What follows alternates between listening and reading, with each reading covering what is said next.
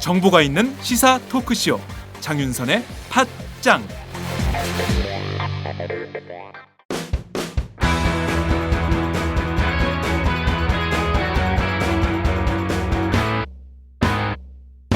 색깔 있는 인터뷰.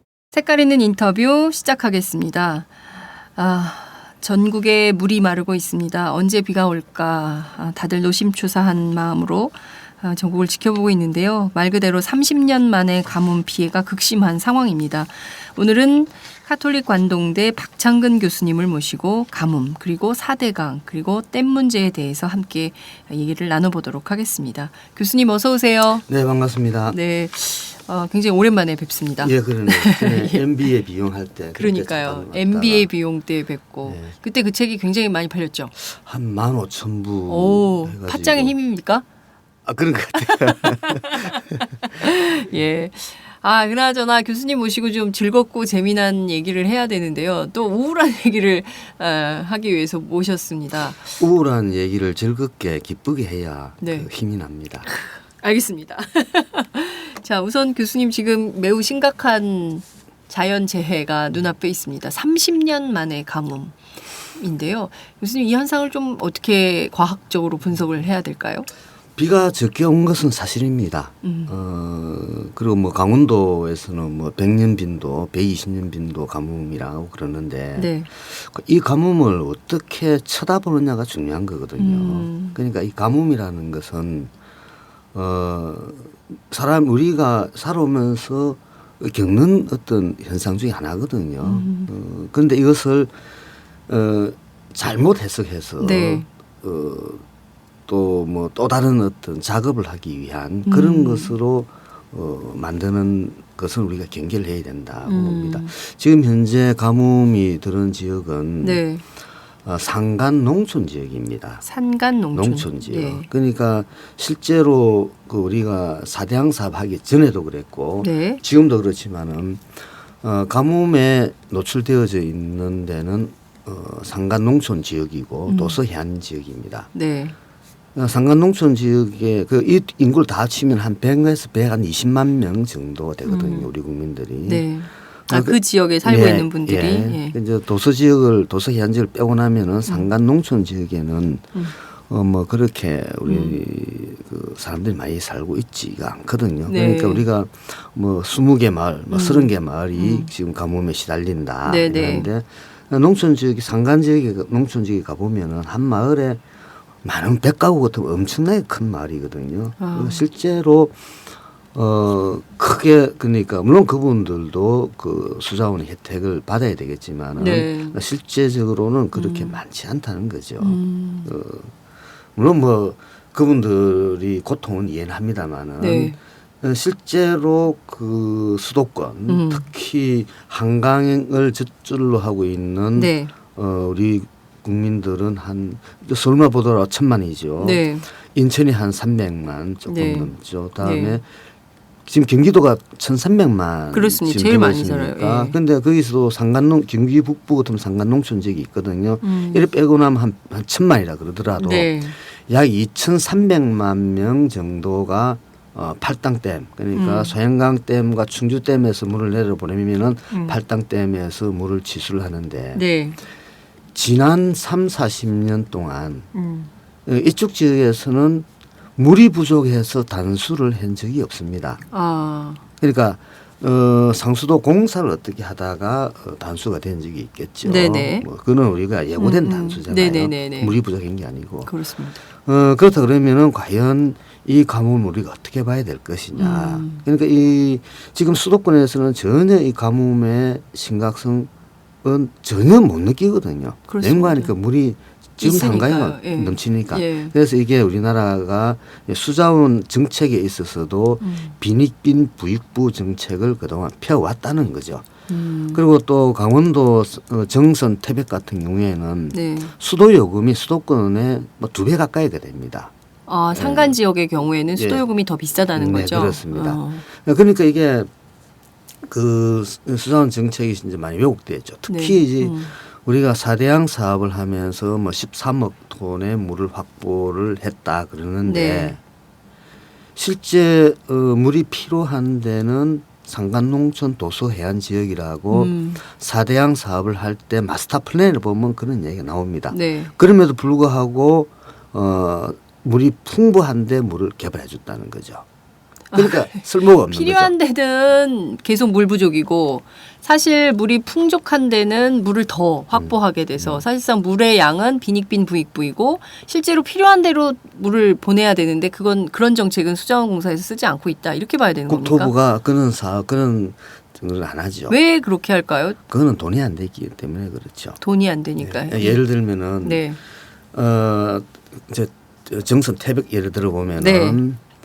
광동댐을 하나 만듭니다. 네. 그래서 관로를 네. 정선 태백까지 쭉 연기를 하는데 강원도에서 그 산골에서 관로 공사를 하려면 참 힘들거든요.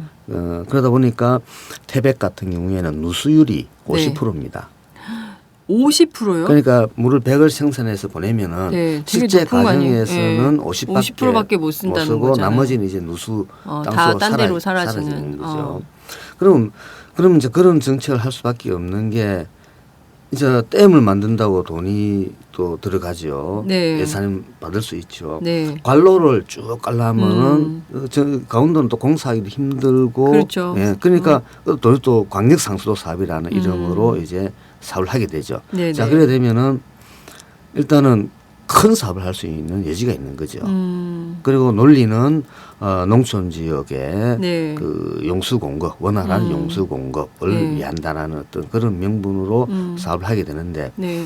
그 당시에도 그런 얘기 있었습니다마는 그런 어떤 광역 상수도 사업을 할 때 들어가는 예산을 은행에 집어넣어 놓고 이자를 가지고 그분들한테 생수를 사줘도 남는다라는 그런 어떤 것도 있거든요.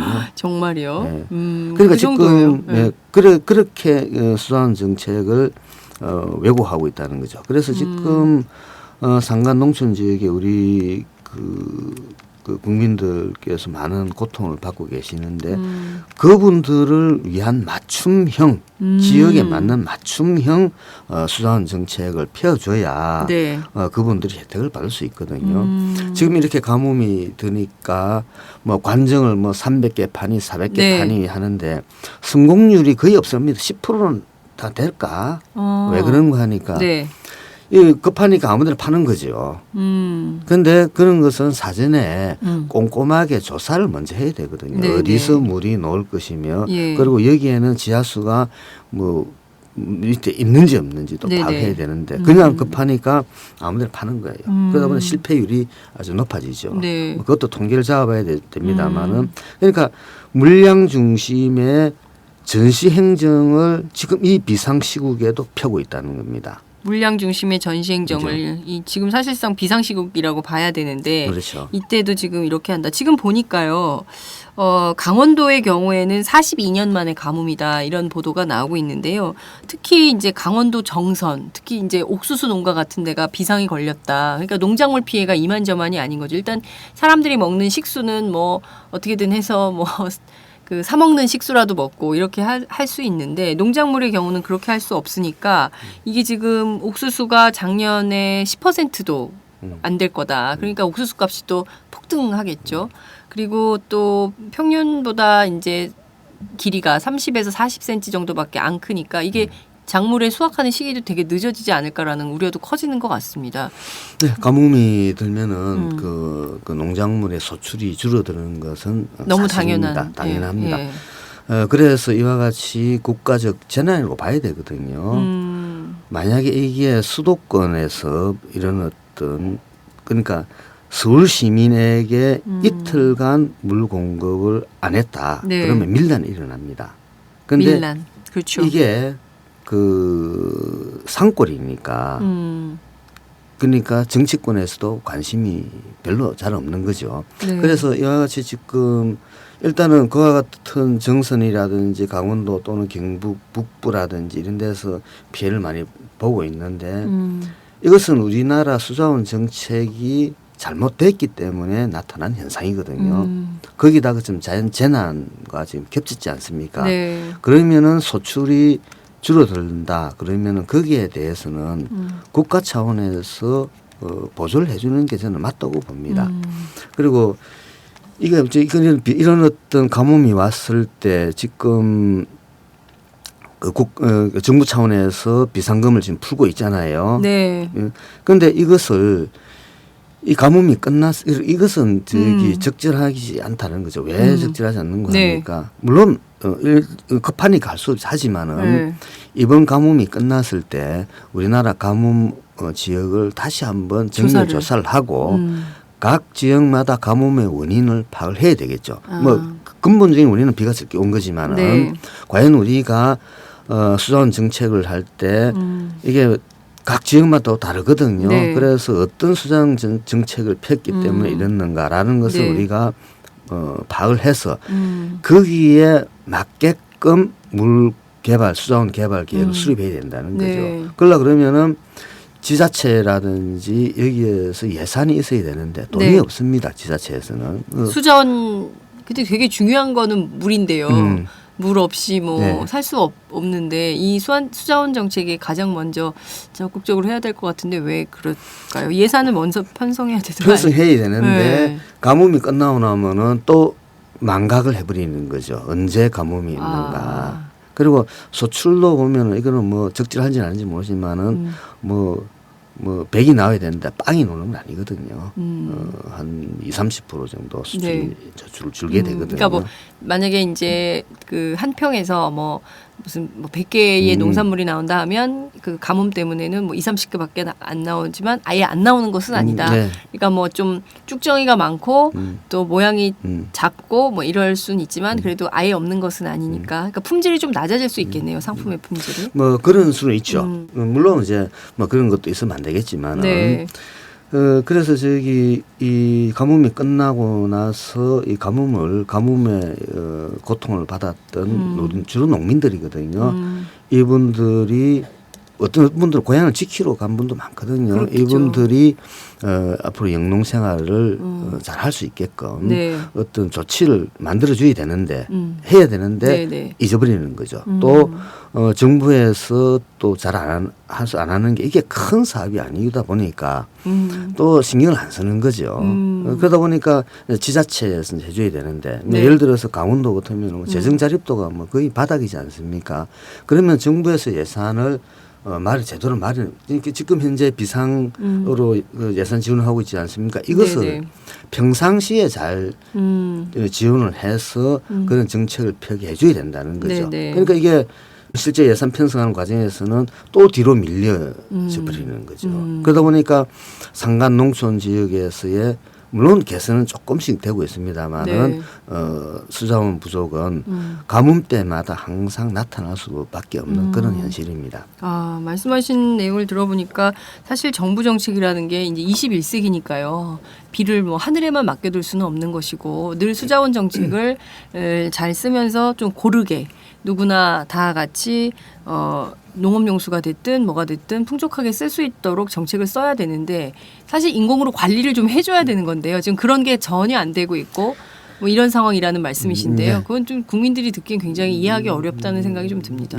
우리가 가뭄을 네. 우리가 두 가지로 봐야 됩니다. 네. 하나는 말 그대로 하늘에서 비가 적게 왔을 때 생기는 가뭄이 있고 또 하나는 사회적 인프라 다시 얘기해서 뭐 물을 공급할 수 있는 시스템이 만들어져 있지 않아서 발생하는 가뭄이 있을 수 있거든요. 예를 들어서 이스라엘 같은 경우에는 그게 사막 지역이지 않습니까? 네네. 그래도 이스라엘에서 농업을 잘하고 있지 않습니까? 농업. 다시 해서 이스라엘 같은 비가 적게 오더라도 네. 이스라엘 무슨 과일이 그렇게 많이 오잖아요. 그렇죠. 한국에도. 네. 그러니까 그 사막 지역에서 농사를 지으려 그러면은 엄청나게 수자원 관리를 잘 해야 되거든요. 네. 그리고 아프리카 일부 나라 같은 경우는 비가 많이 옴에도 불구하고 무부족에 시달리거든요. 네. 그러니까 이것은 결국은 사회적 그 인프라가 어떻게 되느냐. 네. 우리가 싱가포르 같은 경우에는 네. 물을 해외에서 수입을 합니다. 예. 그렇습니까? 그럼에도 불구하고 싱가포르이 도시국가니까 네, 물이 네, 나올 네, 데가 네. 없죠. 네. 그럼에도 불구하고 싱가포르이 물 부족해가지고 뭐 또 이런 얘기는 안 들리죠. 지금 우리나라도 물이 부족한 게 아니거든요.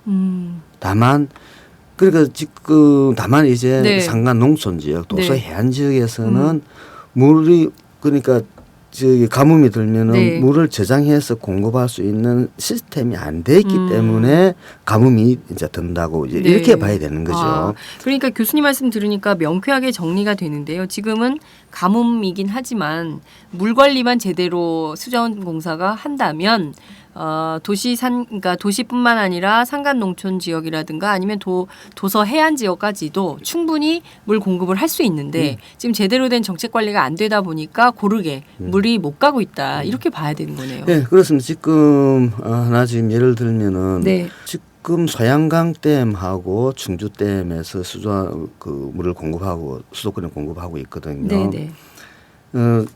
며칠 전에 국토부 자료를 가지고 그리고 또 국가 그 수자원 통계 홈페이지가 있습니다. 거기에 들어서 제가 계산을 해보니까 네. 지금 소양강 댐하고 충주댐에서 가용한 수자원이 각각 5억 톤 정도가 있습니다. 합쳐서 10억이네요. 10억 톤이 있는데 며칠 전에 그러니까 이게 6월 9일 날 네. 국토부 자료를 보면은 네. 1억 300만 톤을 가지고 11일간 공급한다 그랬거든요. 1억 300만 톤으로 네. 11일간 네, 그러니까 전국에 공급을 하는 건가요? 아니요, 수도권입니다. 수도권만. 네. 그러니까 이 1억이 그러니까 10일 정도로 공급한다고 볼 수 있겠죠. 그러면은 네. 지금 얼마나 했습니까? 가용 수량이 각각 5억 톤 해가지고 10억 톤이니까 네.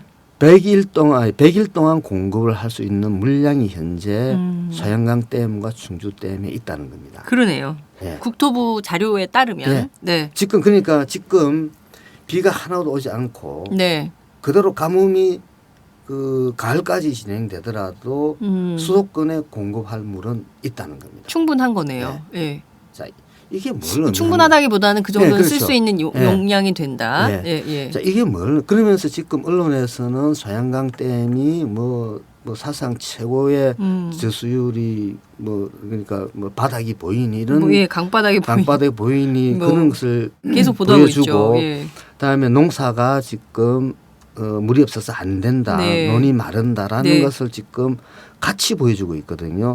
그건 이 두 가지는 엄연히 분리를 해줘야 됩니다. 아. 왜인가 하니까 소양강 댐이나 충주 댐에서 물을 공급하는 것은 네네. 그러니까 강변에 있는 네. 그러니까 우리나라에서 물이 부족하지 않는 지역에 물을 공급하는 겁니다. 그러니까 우리가 한강으로 따라 내려다 보면 여주, 충주 쪽에 보면은 농토들 많이 있지 않습니까? 네네네. 거기에 물을 다 공급하는 거죠. 산간 농촌 지역으로는 이 물을 공급 못하는 거죠. 그러니까 예를 들어서 소양강 댐에 있는 물을 화천이라든지 양구 쪽으로 하려고 그러면 어쩔까요? 200-300m 양수를 해서 공급해야 되는데 그 전기료가 훨씬 더 많이 들겠죠. 차라리 농사를 안 짓고 그 전기료를 가지고 농민들한테 나눠줘도 남는 돈이 남는다는 뜻이죠. 그러니까 이게 그러니까 지금 언론에서는 대부분의 언론에서는 이 두 개를 같은 그 위치로 보고 있다는 거죠. 그러니까 이게 이렇게 될 경우에는 수자원 정책을 하는데 왜곡이 되어버리겠죠. 실제 물이 부족한 데를 우리가 공급해 줘야 되는 어떤 걸 놓친다는 거죠.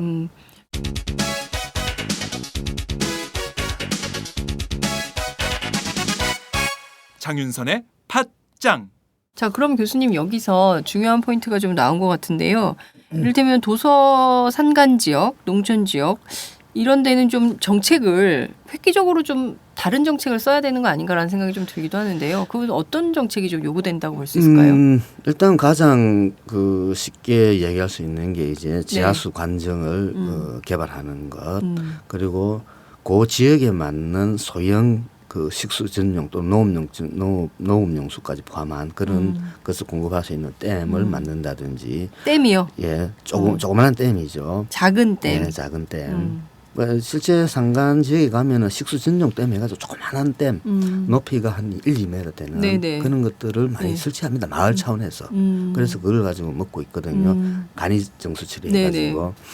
그런 것도 가능할 수가 있고 그리고 또 마을 단위가 좀 가까이 있다 그러면 규모가 좀 있다 그러면은 식수 전용 댐, 중소규모 네. 폐댐을 우리가 만들 수가 있고, 그러니까 이것은 각각의 지역에 맞춰서 우리가 그 물 공급 정책을 마련해야 된다는 겁니다. 네. 자, 그런데 지금 저희가 알기로는 4대강 사업하면서 댐 건설 막 보호 건설하고 뭐 이렇게 했을 때 원래는 좀 홍수가 많아가지고 홍수를 좀 예방하고 홍수 피해를 줄이는 차원에서 이런 게 필요하다라고 했었던 측면도 있었잖아요. 근데 지금 역으로 가뭄 피해가 지금 막심한 상황이 돼버린 건데요. 이 상황에서 댐 건설을 계속하는 것이 옳은가라는 것에 대한 또 의문이 있을 수도 있거든요. 그 네. 점은 좀 어떻게 보십니까? 지금 자, 국토부가 의도하는 것은 네. 이와 같은 가뭄 상황을 지금 잘 좀 이용하겠죠. 그러면서 어떤 형태든지 간에 사업을 만들 구상을 할 겁니다. 네. 그래서 이 가뭄이 끝나고 나서 대책을 세울 때 제일 먼저 댐 건설 계획이 나옵니다. 그러니까 이게 지난 30년간 네. 계속 해온 국토부의 그거거든요. 정책이라는 네. 건가요? 그러니까 가뭄이 들면은 가뭄 대토론회를 합니다. 그러면은 제일 먼저 나오는 게 댐 건설 계획인데 네. 그 논리는 이렇습니다. 이상 기후가 있고 또 가뭄이 또 장기화도 될 수도 될 수 있고 그래서 우리나라가 물이 부족하다.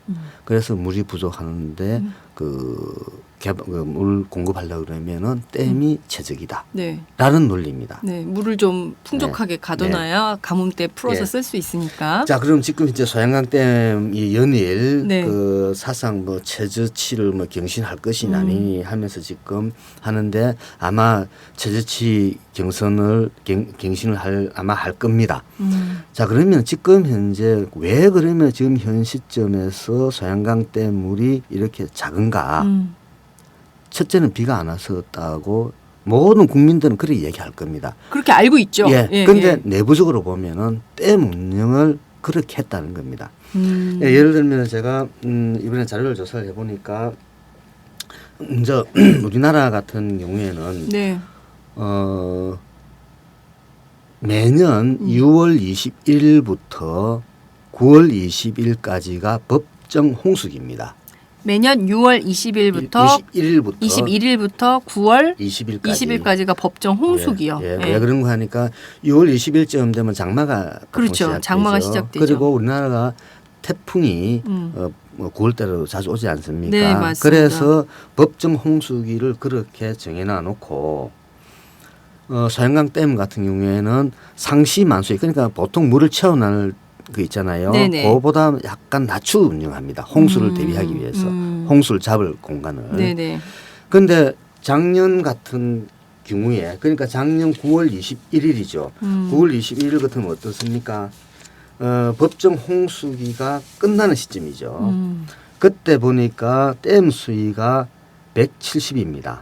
그런데 아까 얘기했다시피 홍수기 때 수위를 유지할 수 있는 수위가 190입니다. 네. 그러니까 20m가 쭉 떨어져 있었었죠. 그러니까 저수율은 46%밖에 안 됩니다. 아. 그러니까 그 원칙적으로는 네. 그 홍수기가 끝날 때 댐 수위가 170이 아니고 190m가 되어야 됩니다. 네. 그런데 이것을 쭉 낮췄거든요. 그러니까 일부러 물을 물론 뭐 국토부는 뭐 하천 유지 용수라든지 이런 것 때문에 했다 하겠지만은 원칙적으로 물을 빼면 안 된다는 겁니다. 아, 그러니까 댐 안에 물을 아무 때나 그렇게 하진 않을 것 같은데요. 국토부도 나름 원칙과 나름대로 규정을 가지고 원칙은, 하지 않을까요? 네, 맞습니다. 맞는데 네. 방류량들이 네네. 우리가 팔당댐에서 필요한 방류량들이 있거든요. 특히 이제 한강하구 쪽에 네. 뭐 그런 것들을 유지하기 위해서 했다 그러면은 뭐 그 논리가 되지만은 자 산술적으로 보면은 작년 갈수 홍수기가 끝났을 때 댐 저수율이 46%였거든요. 네. 그러면서 국토부가 댐 운영을 했겠죠. 지금 현재 소양강 댐 저수율이 26%입니다. 그럼에도 불구하고 지금 한강에는 댐에서는 네. 100일간 수도권에 생활용수, 농업용수, 공업용수를 공급할 수 있는 물량을 가지고 있다는 겁니다. 이게 그러니까 이 자료는 믿어도 되는 거죠? 그럼요. 저희가 네.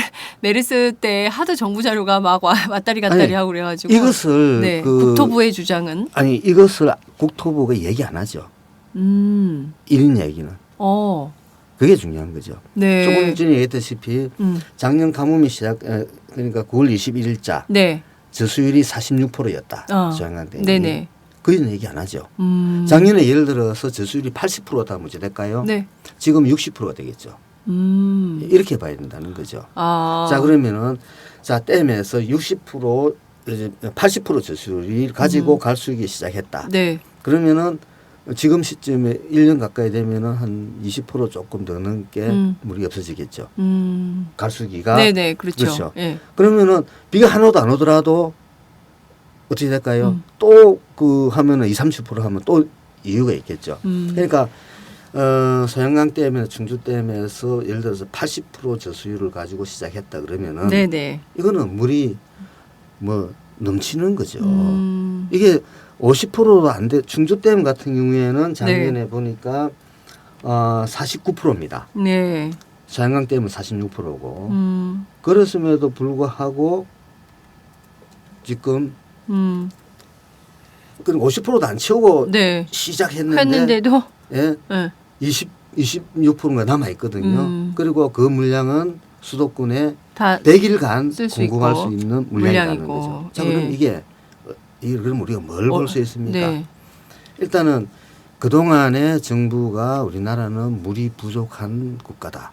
네. 라고 물 부족 국가를 유엔이 엄청 정한 세계 물 부족 국가입니다. 네. 여러분 물을 네. 아껴 씁시다. 네. 캠페인 무지하게 했죠. 그거는 네. 이제 허구라는 것을 이어서 당장할 수 있는 거죠. 그러니까 예를 들어서 예를 들어 지금 현 시점에 수도권에서 가뭄이 들어가지고 네.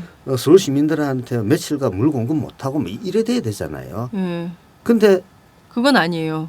앞으로 비가 지금 장마 시즌 하나도 들잖아요. 안 와도 100일간 할 수 있으니 앞으로 근데 지금 장마가 좀 늦어진다는 예보가 나오면서 또 걱정이 커지는 것 같아요. 근데 이제 최근에 보면은 수도권 지역에 약간 무슨 동남아시아 스콜처럼 갑자기 극심한 비가 내렸다가 언제 그랬냐는 듯이 뚝 끊기고 그래서 우리가 정말 아열대 기후로 좀 기후 변화가 본격화되는 거 아니냐 이런 것들을 이제 일반 시민들도 체감할 수 있는 상황인데요. 이를테면은 지금 교수님 진단에 따르면 정부가 가뭄 피해를 얘기하지만 그것은 지금 드러나는 현상은 될 수 있지만 큰 틀에서 보자면 그렇게 걱정할 문제는 아니다. 이렇게 봐도 되는 건가요? 그렇죠. 수도권에 지금 2,300만 명 우리 국민들이 팔당대 물을 먹고 있지 않습니까? 네네. 이것은 걱정을 안 해도 된다는 거죠. 그리고 또 우리나라가 정수 시설, 네네. 다시 해서 이제 수돗물 공급하는 시설이잖아요. 네네. 이게 50% 정도밖에 작동이 안 되고 있습니다.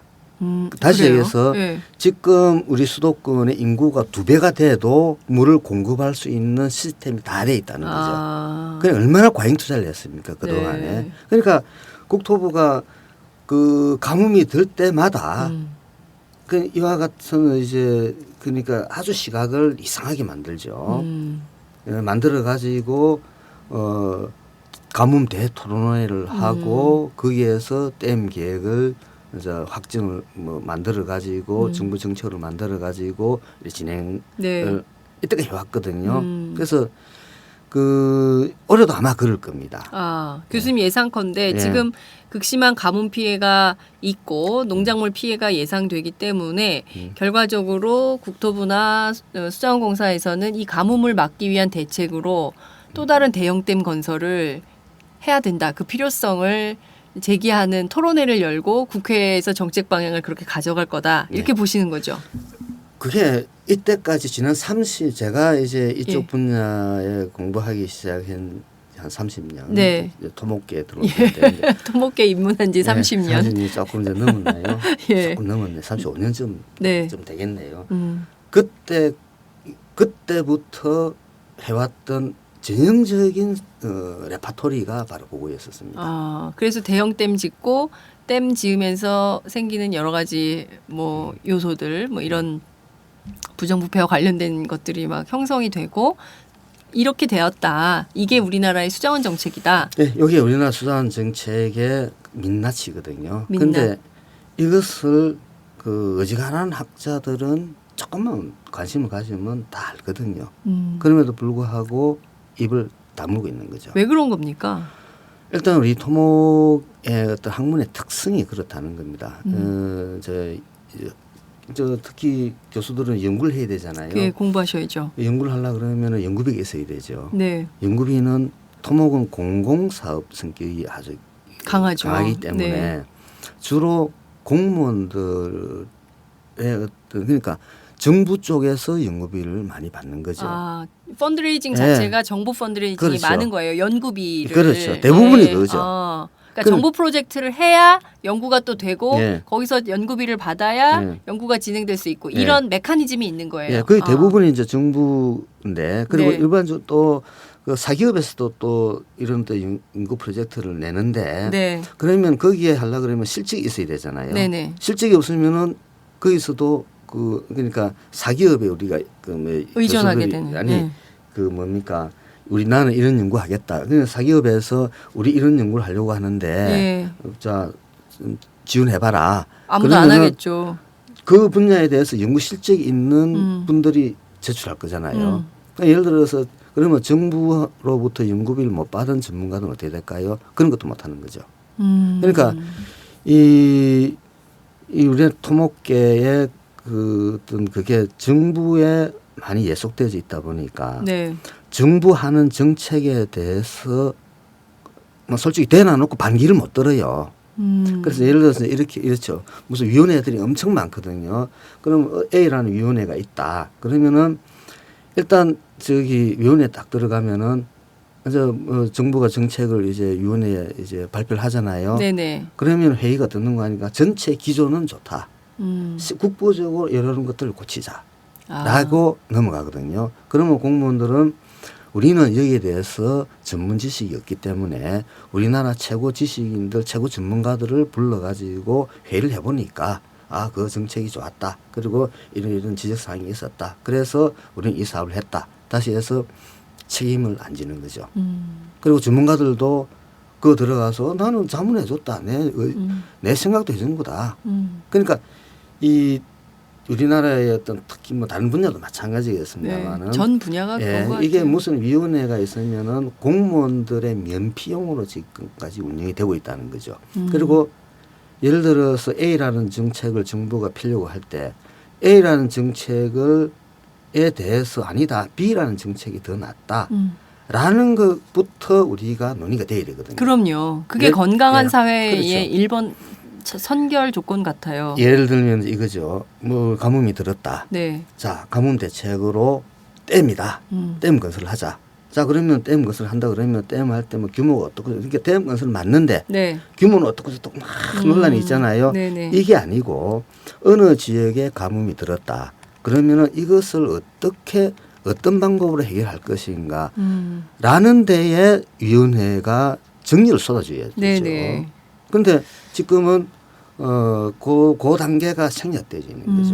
그러니까 이게 정부 정책들이 계속 공무원들이 또 힘도 있고 네. 정책 입안권이 있죠. 예산 네. 집행하는 권한도 네. 있으니까 공무원들의 어떤 생각대로 간다는 거죠. 네. 그러니까 이게 이제 그래 하다가 이제 사회적으로 지금 현재 또 일부 언론에서는 댐 건설 계획이 조심스럽게 지금 보도되고 있거든요. 벌써부터 나오고 있죠. 뭐 이게 뭐 국토부가 뭐 사전에 했는지 안 했는지 모르겠습니다만은 네. 댐 건설 계획이 또 점점 하다가 시기해서 이제 언론에서 한번 띄워보면서 국민들의 여론을 한번 살펴보는 거죠. 간을 보는 거죠. 간을 보는 거죠. 간을 보다가 여론이 확 퍼지면 어쩔까요? 댐 건설 계획이 바로 들어갑니다.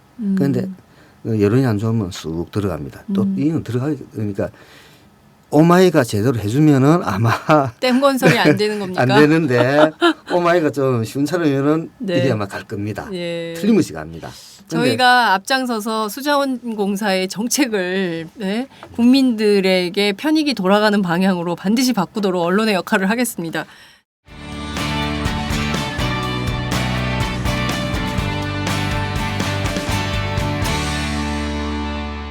여러분께서는 지금 장윤선의 팟짱을 듣고 계십니다. 술 한 잔 걸치셨네. 오이들이 운전 불러드릴게요. 불러봐. 1688 오이오이. 1688-5252 불러주세요. 1688-5252 대리운전. 1688-5252 불러주세요. 1688-5252 대리운전. 처음 이용하시면 10,000원 상품권 드려요. 1688-5252. 자, 그런데 교수님 말씀 들어보면요. 사실은 이 관료들의 펜대에 의해서 수자원 정책 전 방향이 가는 거다. 그러니까 이제 전문가들의 의견도 세게 발현이 잘 안 되는 것이고, 그러니까 결국 관료들의 뜻 그리고 관료들의 편한 대로 정책 방향이 가는 것이고, 거기에서 이게 옳으니 그르니에 대한 기초적인 논쟁조차 제대로 안 되고 있고, 그 피해는 고스란히 우리 국민들에게 돌아가는. 물론 이제 수도권에서는 물 때문에 피해 볼 일은 없겠지만 산간 도서지방에 사시는 그리고 또 거기서 농사짓는 분들의 경우에는 그 피해를 고스란히 입게 되는 이런 악순환이 계속 반복되어 온 그렇죠. 거예요. 이게 이제 국민 세금이 일단 또 반영이 되는 것이고요. 그다음에 문제 또 환경 파괴가 또 일어난다는 거예요. 환경 파괴요. 네. 구체적으로 예를 들어서 어떤 댐을 건설하게 되면은 하천을 이 분절시켜 버리잖아요. 그렇습니다. 분절시키고 아까 우리 내성천에 지금 가 보면은 내성천. 그게 어디 있는 거죠? 영주 영주. 하류에 있는 내성천인데 네. 우리나라에서 모래강으로서 네. 진짜 거기를 한번 다녀오면은 힐링이 될 만큼 힐링. 아주 어. 그 아름다운 하천이었는데 영주댐에 들어서고 나서 그 모래들이 전부 다 쓸려 내려가고 있어요 지금. 네. 그래서 장갑화 현상이라 그러는데, 네. 그러니까 모래가 다 쓸려 내려오나면은 이제 굵은 자갈들이 이제 나타나겠죠. 네. 그런 현상을 장갑화 현상이라고 그러거든요. 지금 현재 영주댐에서는 그 장갑화 현상, 다시 해서 모래가 유실되는 게 지금 보이고 있거든요. 네. 그리고 무슨 마을 같은 경우에는 모래가 1m 이상 그냥 쑥 다 파여 내려갔었습니다. 이것이 이제 계속 지속이 되면은 내성천이 모래하천으로 가지고 있던 기능들이 이제 상실되죠. 일단 모래하천의 기능은 제일 먼저 모래에 사는 많은 저기 그 물고기라든지 조개라든지 이런 것들이 네. 이제 다 사라지게 되겠죠. 그리고 모래가 수질 정화 기능도 가지고 있습니다. 그리고 모래 하천을 쳐다보면 사람 마음이 푸근해져요. 그와 같은 것들이 이제 사라진다는 거 있죠. 그래서 댐을 만들게 되면 극심한 환경 파괴가 네. 일어나는데 이 영주댐은 만들고 나서 효용이 뭔고 하니까 네네. 90%가 댐의 편익의 90%가 낙동강 중하류 수질 개선 용수입니다. 참 아이러니한 게 네네. 영주댐이라는 아주 그 경북 산간 지역에다 댐을 지어놔놓고 네. 낙동강 중하류가 사대양 사업을 하면은 수질이 개선된다 했지 않습니까? 네. 그런데 수질이 악화되니까 영주댐을 만들어가지고 거기에 있는 물을 수질이 나빠지면 희석시키는 네. 걸 한다는 거죠. 근데 그게 효율이 그렇게 높지 않습니다.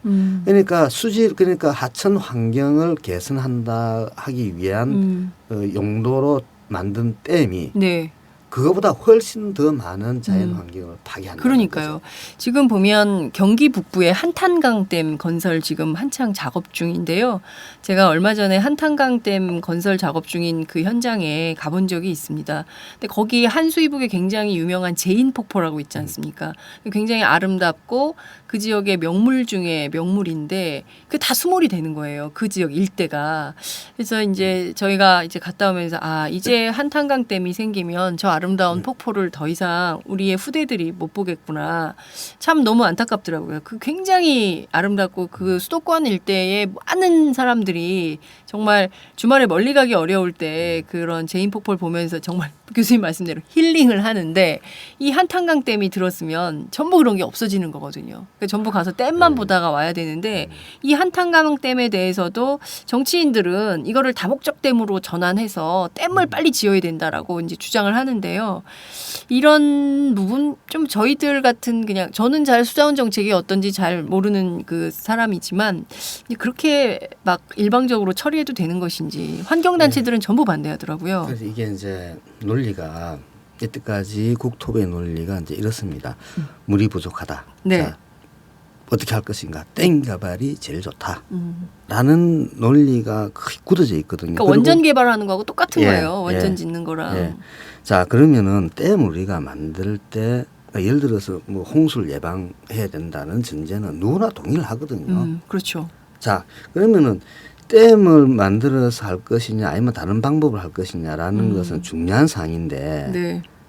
이게 댐을 만들므로 인해서 수몰지의 어떤 경관들이 사라지고 하는 것이 가지고 있는 자연적 가치는 네. 거의 평가를 안 하죠. 이때까지는. 네. 만약 그런 것들을 정당하게 평가를 하고 그리고 하천 생태계가 파편화되는 것까지 우리가 고려한다면은 네. 댐만큼 부적절한 어떤 수자원 정책이 없다는 겁니다. 그러니까 원전을 짓는 게 네. 요 재생에너지 얘기 많이 하잖아요. 그렇습니다. 그런데 원전에 있는 사람들은 원전을 지어야만이 네. 그리고 거기에 대해서 그 많은 국민들이 원전이 그렇게 뭐 좋은 에너지원은 아니다라는 거 이제 많이 퍼졌지 않습니까? 네, 네. 고리 1호기도 이제 더 이상 네, 가동 안 하고 가동하지 않기로. 그런데 이런 것들이 이제 점점 이제 국민 여론이 인식이 그렇게 감에도 불구하고 네. 그 원전 마피아들은 그것을 포기 못 하거든요. 왜냐하면 그 사람들의 밥줄이기 때문에 네. 그것은 놓을 수가 없는 거죠. 그래서 이런 것들을 그 우리 사회가 잘 조정해 줘야 되는데 네네. 아직까지 그런 기능이 아직 작용이 안 되고 있는 거죠. 그 사람들로 하여금 네. 원전보다 더 좋은 것 그리고 그 사람들의 어떤 퇴로를 열어주는 것도 필요하죠. 그래서 토목에도 보면은 네. 이와 같이 이 댐 개발을 할 수밖에 없는 조직이 있다는 거죠. 예를 들어 어떤 조직이죠? 수자원 개발과. 수자원 개발과. 그게 어디에 있는 겁니까? 수자원 공사. 국토부 안에. 국토부에 이제 물국이라고 있죠. 수자원국이 있고 그 안에 보면은 뭐 수자원 개발과, 하천 예. 운영과, 뭐 그런 것들이 쭉 있는데 네네. 수자원 개발과가 있어요. 그럼 거기에 수자원 공사에도 네. 고에 그 매칭이 되는 수자원 개발처가 있어요. 개발처. 근데 이 조직이 있는 이상은 네. 댐을 만들 수밖에 없어요. 여기는 댐 만드는 게 전문인 부서니까. 그렇죠. 수자원 개발을 하려 해야 되니까. 왜냐하니까 수자원 개발 안 하는 것 같으면은 그 부처가 있어야 될 이유가 없는 거죠. 네. 그렇습니다. 그렇게 이제 봐야 되는 예, 거죠. 그래서 이와 같은 정부 조직을 우리가 바꿔줘야 되는데 아직까지 못 하고 있는 거죠. 그래서 이제 공무원들이 어떤 특히 우리 토목 쪽에 하는 정책들을 보면은 예를 하나 들어볼게요. 경인운하 같은 경우에는 경인운하 사업이 계획이 네. 6번 관속에 들어갔다 나왔어요. 뭔 얘기인가 하니까 경인운하를 이제 공무원들이 이제 탁 내세웠어요. 네. 여론의 문매를 맞고 네. 이게 또 다시 싹 또 들어가요. 들어갔다가. 서랍에 들어가요. 예. 또 쫙 눈치 보다가 또 한번 꺼내요. 또 문매 맞고 들어가고 몇 번을 해요. 몇 번 백지화가 됐었어요. 근데 근데 결국 했지 않습니까? 이명박 정부가 딱 들었으니까 때다 해가지고 캐캐묵은 저기 그 경인운하 사업을 딱 하니까 오케이 해가지고 일사천리 진행됐잖아요. 예. 그래서 사대양 사업에서 그 했던 사업들이 경인운하가 있고 그다음에 영주댐도 몇 번 백지가 됐어요. 네. 그럼에도 불구하고 지금 되고 있거든요. 한탄강댐도 그러면 한탄강댐 고전에 한 거고. 고전에 한 거고. 그다음에 지금 안동댐하고 이마댐 연결수로가 한 1,000억 들었는데 그것도 그 이명박 정부 때. 그러니까 공무원들이 네. 그 서랍 속에 있다가 끄집어낸 거예요. 근데 이게 뭐냐고 하니까 이제 안동댐이 낙동강에 분류해 있고 네. 지류에 반변천에 있는 게 이마댐이에요. 네. 그러면 안동 쪽에 보면은 댐이 2개에서 물이 내려오는 꼴이 되잖아요. 네. 그러면 안동댐에 물이 많고 이마댐에 적으면 안동댐 물을 많이 내려버리면 되고. 그렇죠. 그다음 이마댐이 많으면 이마댐 내려버리면 되잖아요. 그렇습니다. 그래서 조절하면 되잖아요. 예. 이거는 2개 댐을 터널 연결하는 거예요. 왜 그런 공사를 합니까? 제가 보기에는 예산 낭비 같은데요. 당연히 예산 교수님 낭비죠. 말씀 들어보면 반드시 이건 예산 낭비인데 말이 안 하지 되는, 말아야 되는데. 말이 하지 않아야 되죠. 그래서 그 사업을 지금 거의 다 마치지가고 있습니다. 정말 우리나라 세금을 다 어디다 쓰는데. 그거를 이제 누구 아이디어로 해가지고 이제 기본 계획을 만들어 놨다가 공무원들이 지고 있었어요. 사대양 사업한다니까 이제 끄집어낸 거예요. 그러니까 뭐 오케이 한 거예요. 그래서 이제 그 당시 이제 수자원공사가 그걸 발주를 할 때 현장 설명회라 그래요. 현장 설명회 할 때 엔지니어사들이 설명회 들어오잖아요. 네네. 자, 이걸 하려고 하니까 이것을 왜 해야 되는 논리를 당신들이 만들어 오시오. 그렇게 공식적으로 서류는 안 나왔습니다만 공식적으로 그렇게 이야기를 하면서 천억이라는 예산이 그냥 날아간 거죠. 그래서 그런 사업들이 한두 개가 아니에요. 그렇습니다. 네, 지금 뭐 최근 영양댐 같은 경우에는 이제 조금 소강 상태 또 할 거예요. 네. 영양댐 같은 경우에는 그 목적이 네. 그쪽 지역에 홍수 맞고 일부 있겠지만은 네. 목적이 뭔가 하니까 대구 금호강 있죠. 네네. 금호강이 지류잖아요. 낙동강이 지류잖아요. 네네. 금호강 수질 개선을 하기 위해서 인양댐을 만든다는 또 거예요. 댐을 짓는다는 그러니까 거예요. 이게 뭔가 하니까 인양댐에서 물이 내려오면은 낙동강 본류로 해가지고 쭉 가잖아요. 네. 그런데 대구쯤 오면은 금호강이 있어요. 네. 금호강은 지류잖아요. 네. 그러니까 지류의 수질 개선을 하겠다는 거예요. 근데 댐을 지으면 수질 개선이 됩니까? 참 그런, 이게 이해할 수가 없네요. 그런 논리를 이제 펴면서 예산 낭비를 하고 있는 거네요. 네, 그래서 이게 이 수단 정책은 다 마찬가지입니다만은 공무원들 서랍에는 여러 가지 사업 계획들이 쭉 있습니다. 네. 그래서 어떤 상황에 따라서 이 카드, 저 네. 카드 이제 간을 보는 거죠. 참 그러면서 이게 관료의 나라예요. 네. 그렇죠. 그래서 그래서 특히 4대강이 지금 이렇게 그렇잖아요. 이게 홍수 예방하고 가뭄 극복하고 네. 수질 개선한다고 우리나라 물 문제를 막 아예 막 이번에 네. 한꺼번에 다 해결하겠다고 야심차게 이야기하고 그렇게 한 사업이었잖아요. 네. 지금 현재 가뭄이 들었는데 해결 못했잖아요. 그렇습니다. 이번에 홍수 오잖아요. 네. 태풍이 오면은 네. 지천이라든지 또는 소하천 같은 경우에는 엄청 홍수비 엄청 납니다. 네. 홍수도 안 되죠. 수질은 지금 어떻습니까? 엉망입니다. 엉망이죠. 예. 그러면 누군가 책임져야 되죠. 예. 책임지는 공무원들은 하나도 없습니다. 오히려 4대양 사업을 했던 이런 공무원들이 진급을 하고 영전하고. 더 좋은 자리에 앉아가지고 힘 있는 자리에 앉아서 있으니까 이 4대양 사업에 대한 평가를 할 수가 없는 거죠. 왠가하니까 모든 자료를 공무원들이 다 지고 앉았고 네. 그리고 많은 전문가들이 거기에 말도 안 되는 논리를 제공하고 있고 그냥 큰 어떤 아성을 지금 쌓아가지고 있는 거죠. 과연 이것을 그럼 어떻게 우리가 해결할 것인가 상당히 어려운 문제인데 네. 이런 어떤 고질적이고 관료주의적인 이런 어떤 토목 정책을 우리가 개선하지 않는 이상은 네. 그 우리나라가 토목의 선진국으로 가기에는 상당히 어렵다. 그 심지어는 이제 토목 쪽에서는 뭐 저도 거기 몸담고 있습니다만은 토목의 새로운 패러다임을 이제 어떻게 설정하고 있는가 하니까 토목은 복지다라는 패러다임으로 가고 있거든요. 아, 그래요. 그래서 야 저게 맞나? 과연 우리가 복지 개념이 뭔가 해봤을 때 그쪽에서 논리는 도로를 만들어서 사람이 편리하게 다니는 것도 복지다. 물 공급을 깨끗한 물을 잘 해주면 그것도 복지다라는 어떤 프레임으로 지금 가고 있는데 우리가 전통적으로 우리가 생각하는 복지하고는 완전히 다르죠. 그거는 개발 논리 아닙니까? 그러니까 개발업자들의 이윤을 위한 개발 논리 같은데요. 그런 식으로 지금 가고 있죠. 그래서 그 당시 모 4대양 사업을 찬성했던 모 대학 교수는 네. 4대양 사업은 복지다라는 논리를 폈어요.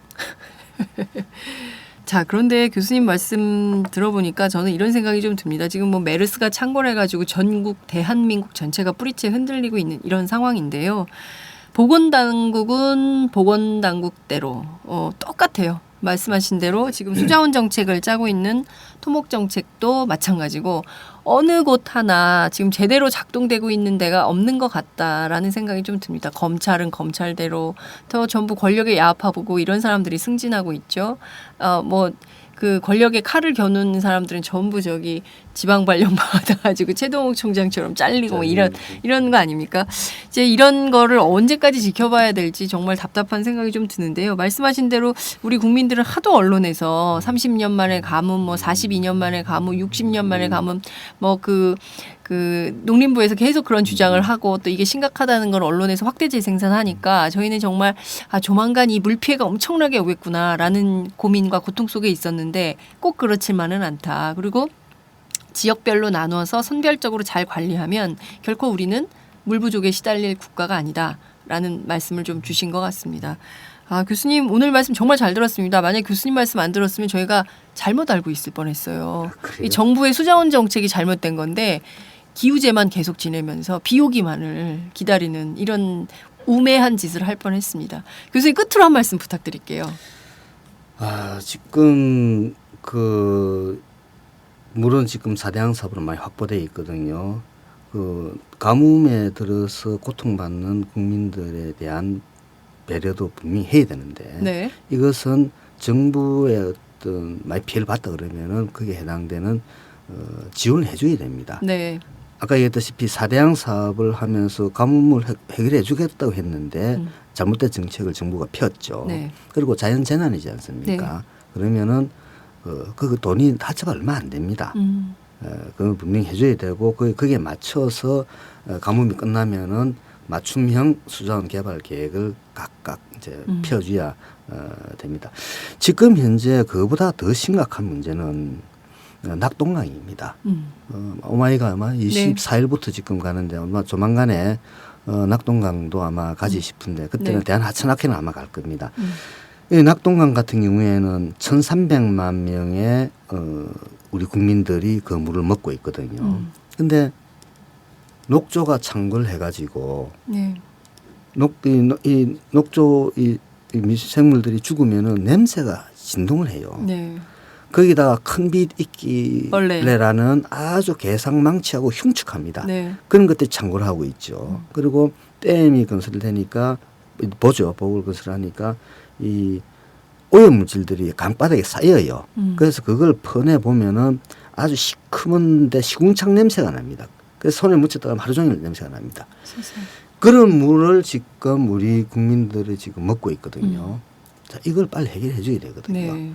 원수가 아주 깨끗한 물을 가지고 먹으면은 더 건강해지겠죠.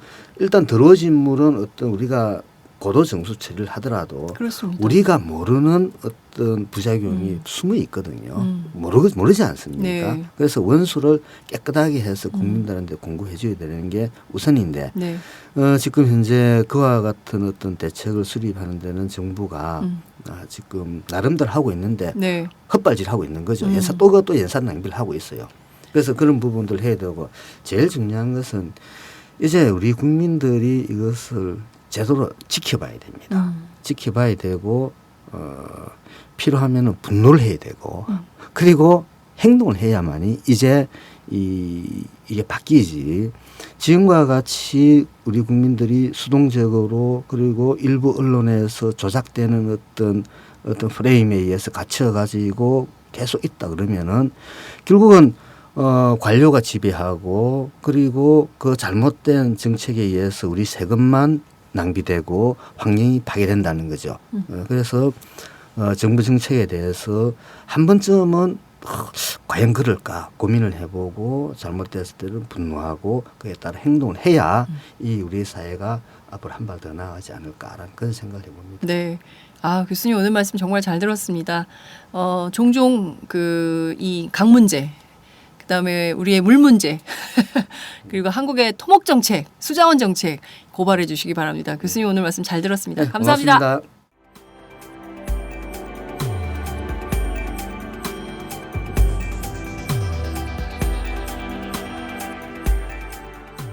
안녕하세요.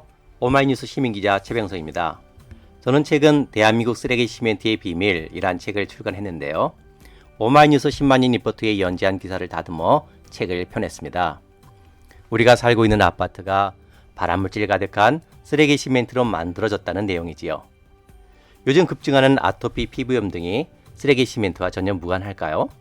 여러분이 이 책을 한번 읽으시고 판단해 보시기 바랍니다. 시민의 건강이 쓰레기 취급당하는 어처구니 없는 현실을 이 책에 고발했습니다. 그런데 이 책은 오마이뉴스가 없었으면 세상에 나올 수 없었습니다. 시멘트 재벌 입김에 휘둘리지 않고 이런 글을 받아줄 수 있는 우리나라 언론은 그리 많지 않기 때문입니다. 제가 권력과 자본에 맞서 당당한 오마이뉴스를 만드는 10만인 클럽에 자발적 구독료를 내는 이유이기도 합니다. 이런 기사와 책이 필요하다고 느끼시는 분은 동참해 주십시오. 저도 10만인 클럽 회원입니다. 고맙습니다.